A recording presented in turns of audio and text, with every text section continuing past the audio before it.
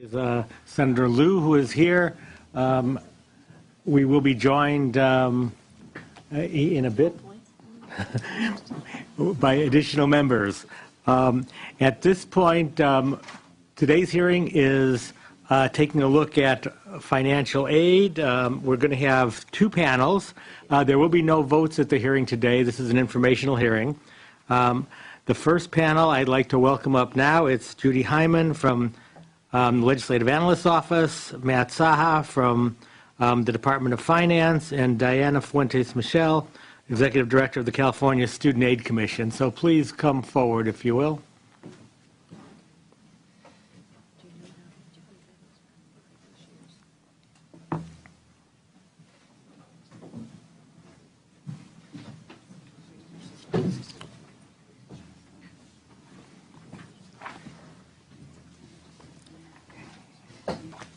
And we'll start today with Ms. Hyman, if that's good for you all, to give us an overview of the state's financial aid program.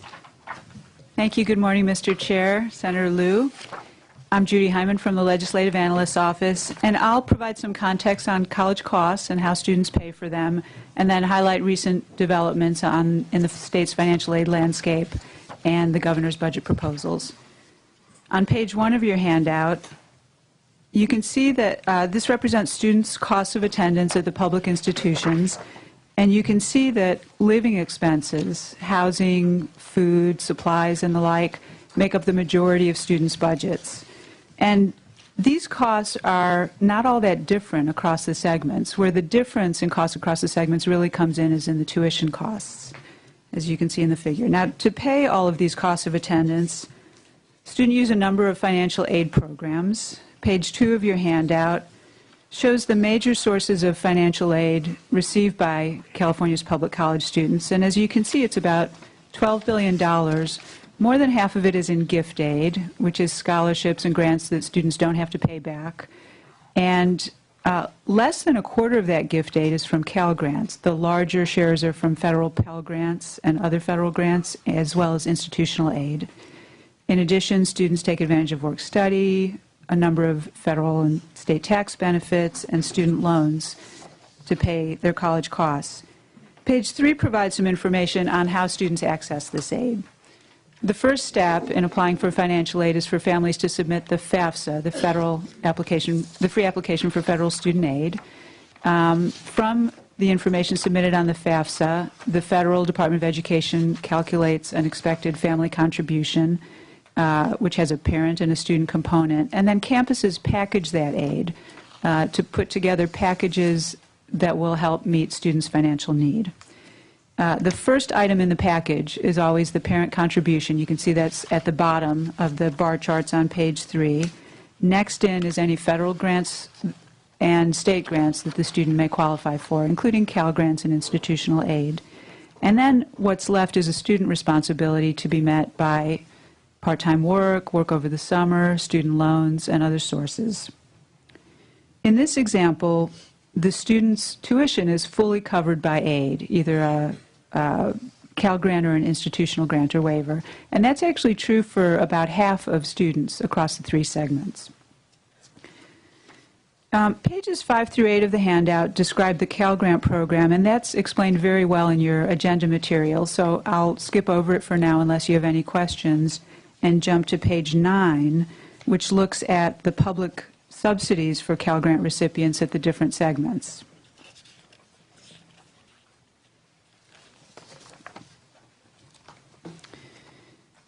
As you can see here, the state provides 2 components: base funding to the universities and community colleges, as well as Cal Grant awards to students at those institutions.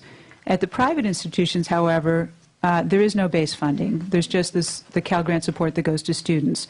So looking at the total state subsidy for Cal Grant students across these different segments, you can see there's a significant difference. So a student attending, for example, Mills College for 4 years, graduating in 4 years, would tend to require a significantly smaller investment from the state than a student attending one of the public universities, Likewise, a student getting an associate degree or a technical certificate from a private for-profit institution is likely to cost the state less than a similar student getting the same credential at the community colleges. To the extent that these institutions provide comparable quality of education, then this is a cost-effective for the way for the state to increase educational attainment. Regarding the growth in Cal Grants over time, as you can see on page 10, Cal Grant costs about doubled from 2007-8 to 2011-12. They were about $800 million, increased to about $1.6 billion. And the increase was driven primarily by growth in tuition at UC and CSU up through 11-12. Tuition about doubled at the institutions. Since then, the growth has been driven by increases in participation. You can see where the line leveled off a little bit. And that's been true at all segments except for the for-profits, where actually participation has shrunk significantly because of new institutional eligibility rules that you put in place beginning in 2011. Page 11 highlights some recent financial aid developments. In 2011, you required students to recertify that they meet the income and asset ceilings annually. Before that, they were required to do this when they first qualified for a Cal Grant, but not every year for renewal. The following year, you limited institutional eligibility based on student outcomes, including the student loan cohort default rate and the graduation rate. The current requirements for institutions to participate in Cal Grants are for students to have a default rate below 15.5% and a graduation rate above 30%. That rule eliminated a majority of the for-profit institutions that had been serving Cal Grant students and a number of nonprofit institutions. The rule applies only to institutions where at least 40% of students borrow federal loans. And as a result, it did not affect any of the public institutions, including community colleges. You also, that year, reduced the maximum award amounts for all types of award except for tuition awards at UC and CSU, which remain directly linked to the tuition amounts at the institutions. The other major financial aid development was the passage of the California DREAM Act, which made privately funded scholarships first and then state aid, including Cal Grants and institutional grants, available to certain non-resident students, including undocumented students. And then last year, most recently, you approved the Middle Class Scholarship Program, which provides partial tuition coverage to students from families with income up to $150,000. The governor's financial aid budget proposals for this year assume that tuition remains flat, and UC and CSU have indeed committed to keeping tuition flat, so that prevents additional escalation in Cal Grant costs. The budget funds first-year implementation of the Middle Class Scholarship Program per statute. That's $107 million. The budget also recognizes an increase in Cal Grant costs related to participation. So that's a general workload cost. And then the governor proposes one change to Cal Grant eligibility, and that is to allow students who became ineligible because their family income went above the cap sometime during their eligibility period to become eligible again if their income falls below the cap within the 4-year window that they would have been eligible. Our recommendations on page 13. The governor has proposed not just a flat tuition for the coming year, but an extended tuition increase that altogether would be a period of 6 years at the same tuition level. And we do have some concerns about that because history has shown that extended tuition increases tend to result in greater volatility in tuition afterwards. So while they may help current students, they may hurt future students. and they do not contribute to predictability and stability. Instead, we recommend a share of cost approach to funding higher education in which the state and students share in the costs, and we think that that is more likely to result in moderate, predictable tuition increases over time.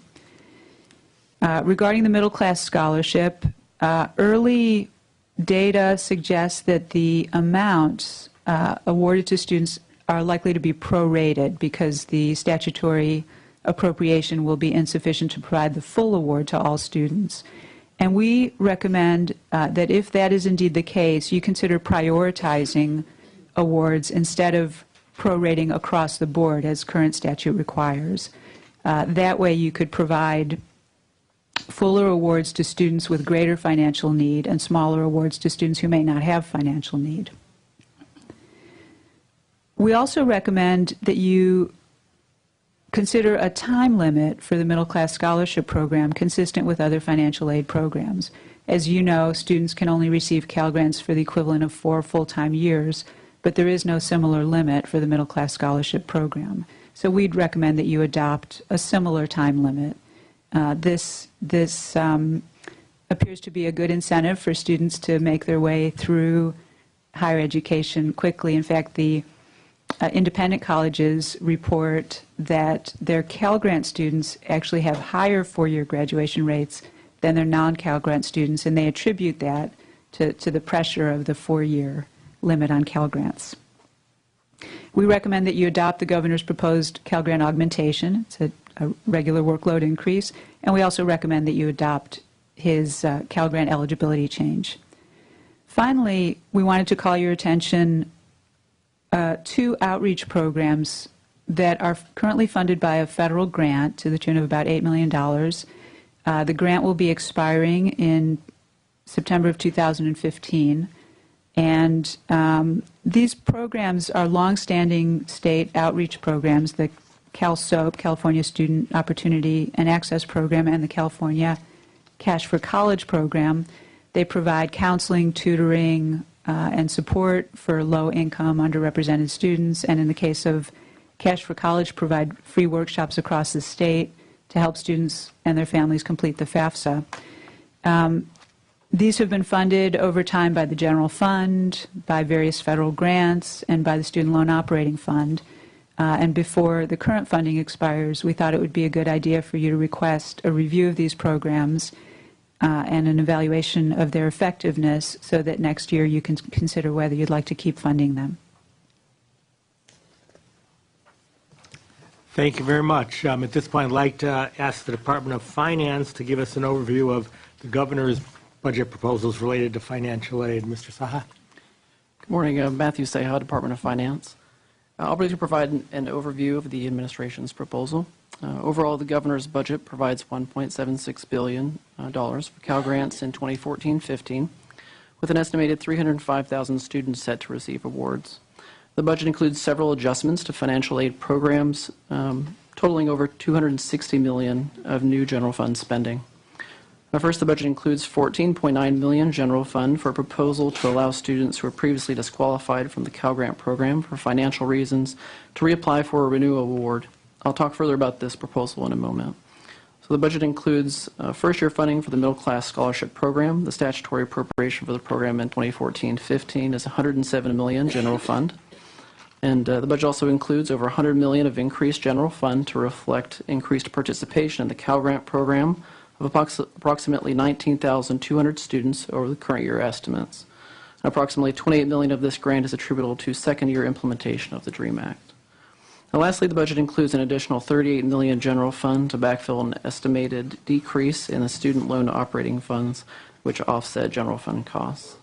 As I previously mentioned, the governor's budget proposes to expand Cal Grant renewal eligibility.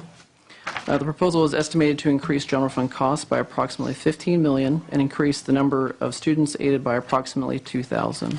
In terms of the specifics, under the administration's proposal, students who were previously denied a Cal Grant renewal award for financial reasons can reapply for the program as long as they are still within the 4 consecutive academic year window that the Cal Grant traditionally provides.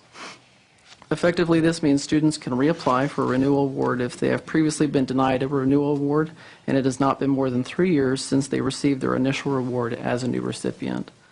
The proposal addresses an unintended consequence of re-verifying Cal Grant renewal award eligibility implemented as part of the 2011 Budget Act. Prior to 2011, the new Cal Grant award applicants had to meet income, asset, and need requirements, while renewal award applicants did not. So the Budget Act of 2011 changed the determination of financial eligibility by requiring that renewal award applicants meet the same income, asset, and need requirements as new award applicants. This change has resulted in approximately 26,000 students losing their Cal Grant eligibility permanently, or in some instances, one-time increases in their family income.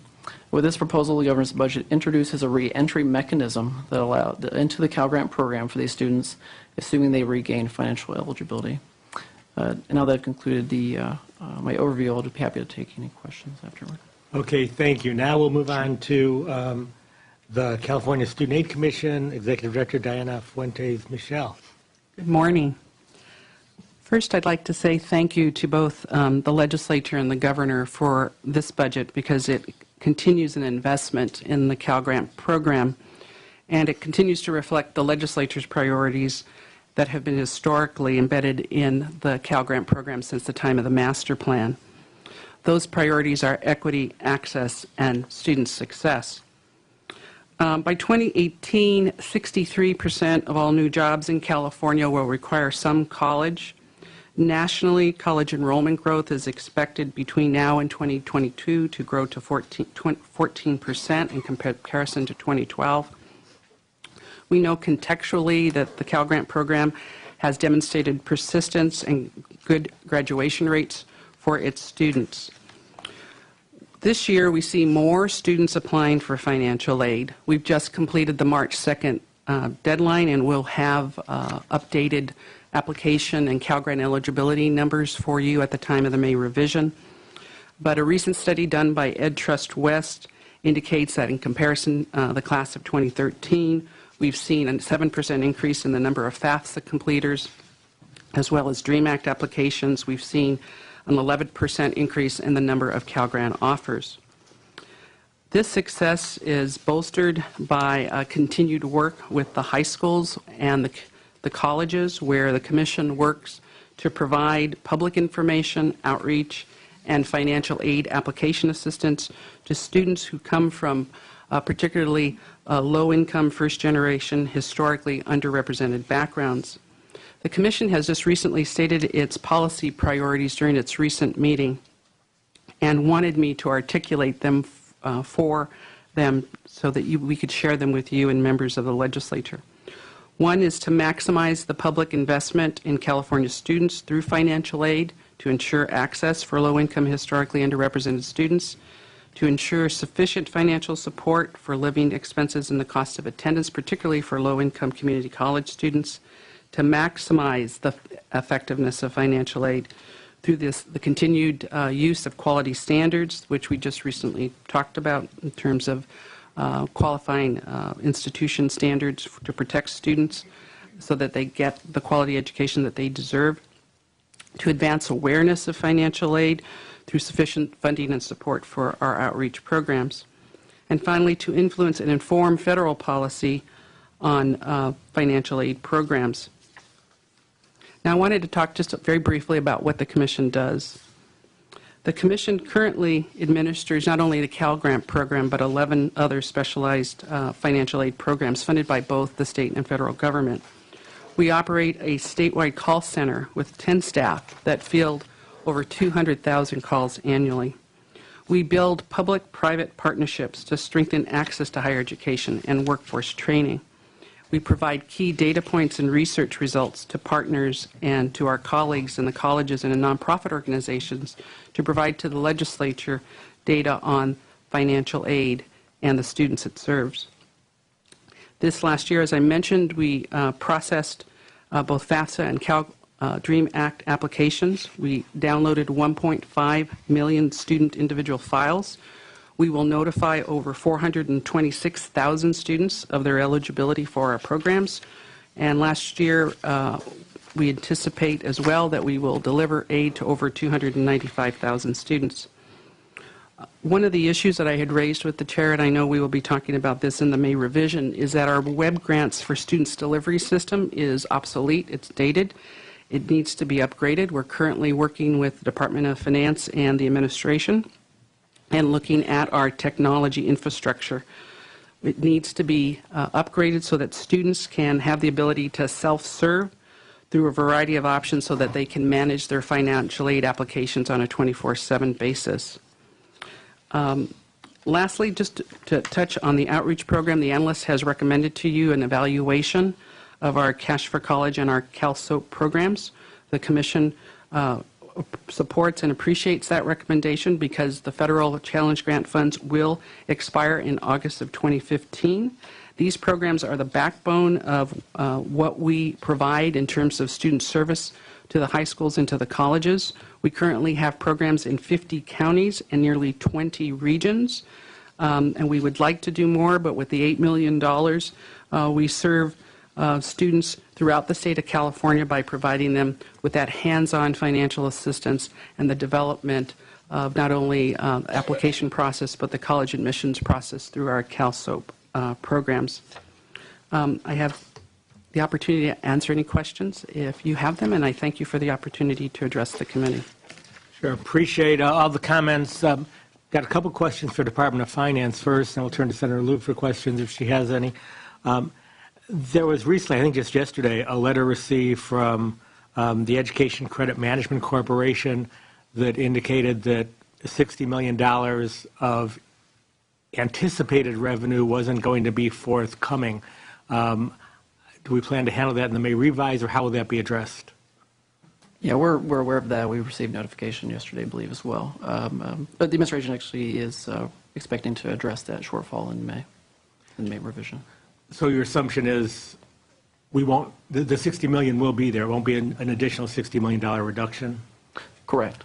They will want it backfilling through the May revision process. Great. Okay. Thank you for that. Second question deals with the 11% reduction for Cal Grant awards for private nonprofit colleges. Can you just tell me what the rationale is for that continued reduction, and any analysis that shows that that reduction is cost effective in the long run? Sure. The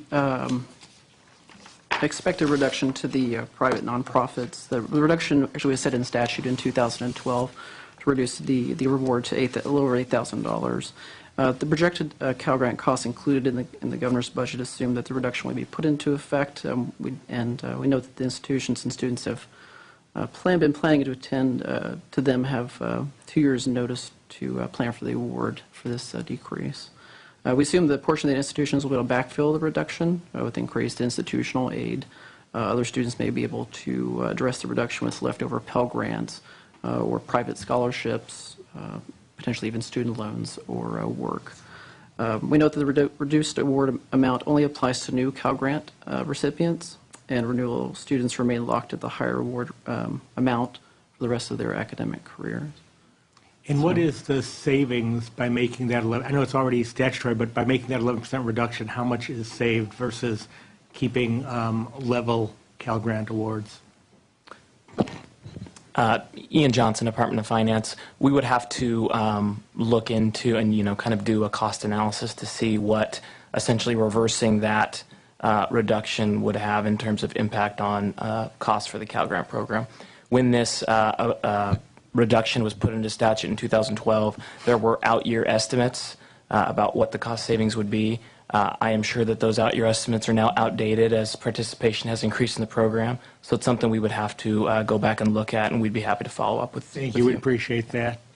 And can I turn to the LEO briefly then and ask, do you have an opinion of this 11% continued reduction in terms of its cost effectiveness or lack thereof?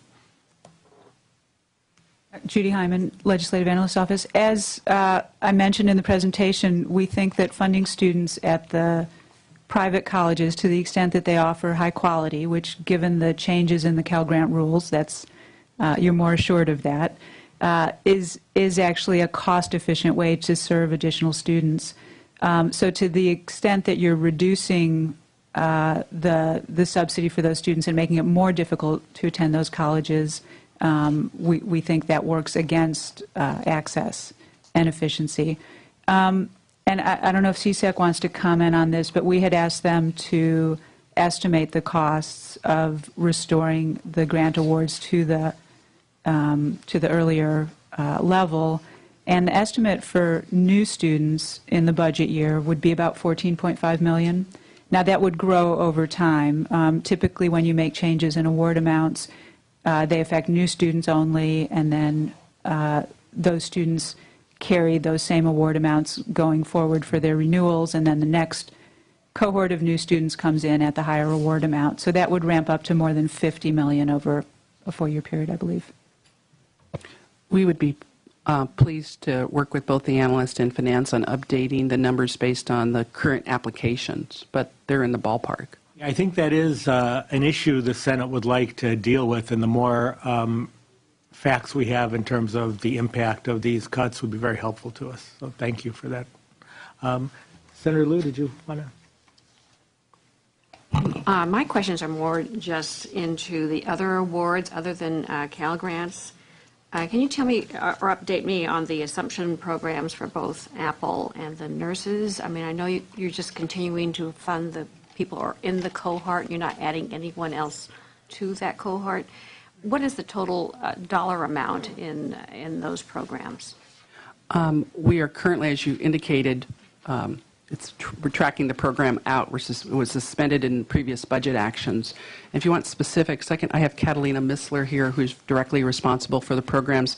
I know we were looking at the data very carefully the other day because I don't know if you're aware that the federal challenge grant requires us to meet a certain level of funding for Apple in order to maintain the federal funding next year. So if I can ask Catalina just to join me for a little bit. I don't need to know the particulars right now, but maybe I may revise. Definitely. But I think the indication is, if we made these cuts because of the budget, Correct.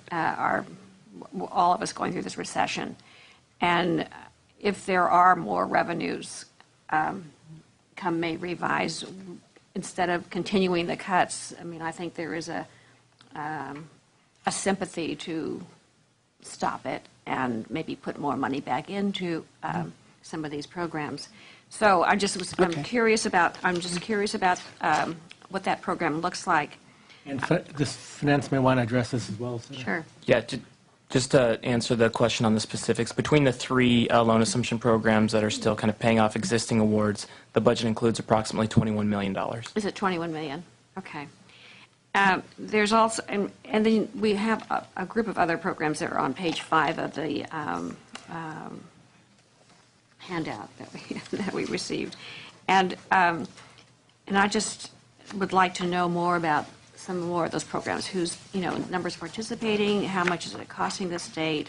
Whether or not the slots are all filled? That kind of stuff, the John Justice Program, the law enforcement personnel, et cetera. So I just wanted to get a better picture about what is going on with our Cal Grant or our other programs. And then I think, Ms. Hyman, can you tell me how California ranks in terms of support, financial support for our students across this country? Are we at the top 10% or are we at the bottom? Or someplace in between? I believe we're certainly in the top 10% for student financial support. We have the largest, just by pure dollar amount, state-funded need-based financial aid program in the country. There are just a handful of other states that make anywhere near the same kind of commitment that we make. There are some other states that on a per capita or per student level are a little bit above California, but we're up there, I would say, in the top 3 by any measure. Okay. And let's see, and I do, when the time comes, I do support the LAO's recommendations for monitoring the middle-class scholarships, instead of it being all open-ended. Okay, thank you. Okay, another question ties into this for the LAO. I know we've said on many occasions that the cost of education in California is very low compared to other states, the tuition and fees. But you've also said that the cost of living is higher here. I haven't seen charts that combine those two figures and then compare California relative to the other states. Do we have that data, or do we have a chart like that I've missed? I don't believe we've presented one, but we could certainly do that. Overall, I think California still ranks relatively low in total costs, although, as you mentioned, the savings on tuition are somewhat offset by other costs of attendance. But we can certainly pull that together for you. Okay, appreciate that, if you could. And then a few questions for Student Aid Commission. The first, middle class scholarship, Senator Liu mentioned, that's our newest addition to the lineup. Do we have any idea how many students are expected, do we expect to award this year, 14, 15? Well, the application deadline was March 2nd, and so we're still in the process of processing those awards. And we should have some numbers in April when we receive the enrollment file from the university and the state university. And the amount of the award will vary based on the number of students who are eligible and apply. Correct. My understanding is that the initial budget was based on a 75% of potentially eligible students actually completing the FAFSA and getting it in on time. So we'll see what those initial projections result in terms of actual applications. We know generally that the number of applications were higher again this year than they were last. Come April, I'd be interested in seeing what those numbers are, how many applicants, and then also when the pot is divided, what the award per applicant is. Small. Tiny. Now, these awards, as I recall, aren't based in terms of the amount of the award on need. In order to be eligible, you have to have certain need. But if there's limited resources in the awards, everybody can't get a full award, which I anticipate will be the case. Correct. Is there a need-based sliding scale of how much the award is, or does everybody get the same award? Well, the way the law was written, federal and state aid has to be taken into account prior to the establishment of the award. And there's also a sliding scale, if you will, in terms of the income going up to $150,000 a year. So I think you're correct in terms of your assumption that at this point, given that this is supposed to be phased in over 3 years, and that the initial legislation anticipated about 14% coverage of the award going up to potentially 40% for students who are in that income range, the legislature does need to take a look at the size of award once we get the application numbers and then do some modeling around what the number of the, how many number of students are qualified and what that potential award would look like, given the existing appropriation of $107 million. Okay, all right. Last question deals with an issue you've already addressed, and that's the recommendation by the LAO that CalSOAP and Cash for College be evaluated. Do you have funding in your current budget to do that evaluation, or are you prepared to do that now on your current funding? Well, we don't have additional dollars to do the evaluation. Obviously, it would be in the Commission's interest to take the data that we do have regarding the programs. The data that we have consistently collected is about college going rates by county. And that's the information that we would be able to provide you in terms of making comparisons between those students who participated in the program for CalSOAP, who participated in a CalSOAP regionally, and then compare it to the regional college going rate. That would probably be the benchmark in terms of understanding how many additional students we made eligible for college, because unlike the Cash for College program, the CalSOAP program works with high school students through the pipeline and assists them. 1/3 of the money for CalSOAP goes into tutorial services.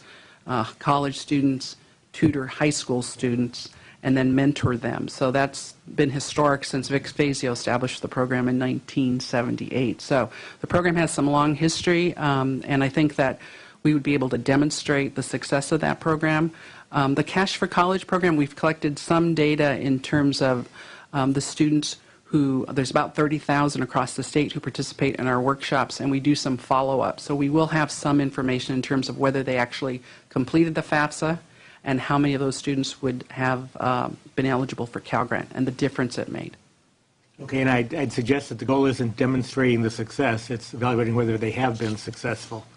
And you're saying, if I'm not misinterpreting you, that that evaluation would be absorbable within the current department budget?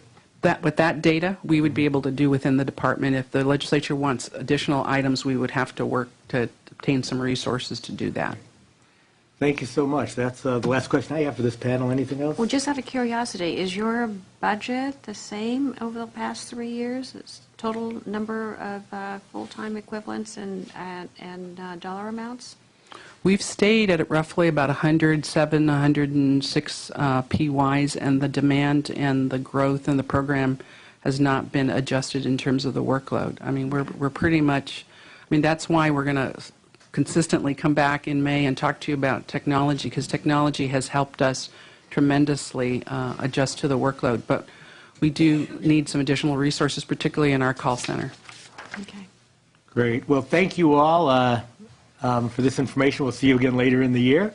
By the way, there will be public comment after the second and last panel, so I'd like to excuse the first panel now and invite up the second panel, Debbie Cochran, who's the Research Director for the Institute for College Access and Success, and Alicia DeCrudro, who is President of Mills College. Please both come forward.